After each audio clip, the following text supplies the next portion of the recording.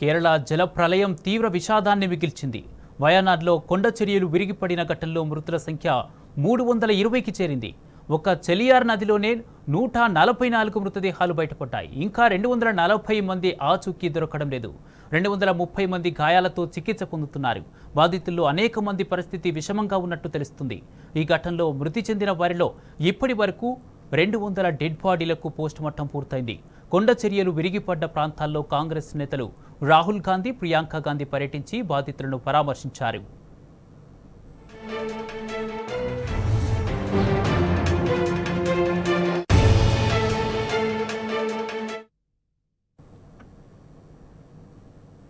వయనాడు విషాదానికి సజీవ సాక్ష్యాలుగా మిగిలిన మండక్కై, చూరాల్మల, అత్తమల, నుల్పూజా ప్రాంతాల్లో సహాయక చర్యలు ముమ్మరంగా కొనసాగుతున్నాయి. సైన్యం, నేవీ, ఎన్డీఆర్ఎఫ్, ఇతర సహాయ బృందాలు రెస్క్యూ ఆపరేషన్లో నిమగ్నమయ్యాయి. ఇప్పటి వరకు వందలాది మందిని కాపాడి సురక్షిత శిబిరాలకు తరలించారు అధికారులు. వర్షాల కారణంగా ప్రతికూల వాతావరణ పరిస్థితులు ఉన్నప్పటికీ వరుసగా 4వ రోజు సహాయక చర్యలు కొనసాగిస్తున్నారు. బురదలో కూరుకుపోయిన బాధితులను గుర్తించేందుకు ఆర్మీ జాగిలాలతో అన్వేషిస్తున్నారు. తాత్కాలిక వంతెనాల ద్వారా బాధితులను తరలిస్తున్నారు. బాధితుల తరలింపుకు హెలికాప్టర్లను వినియోగిస్తున్నారు.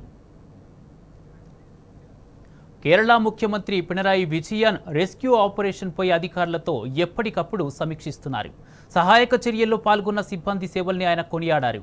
మరికొన్ని రోజులు రెస్క్యూ ఆపరేషన్ కొనసాగున్నట్టు తెలిపారు. సమన్వయంతో పనిచేసేందుకు 4 మంత్రులతో కూడిన మంత్రివర్గ ఉపసంఘాన్ని నియమించినట్లు చెప్పారు. ఇదిలా ఉంటే రానున్న 2 రోజులు రాష్ట్ర వ్యాప్తంగా భారీ నుంచి అతి భారీ వర్షాలు కురుస్తాయని హెచ్చరించింది ఐఎండీ.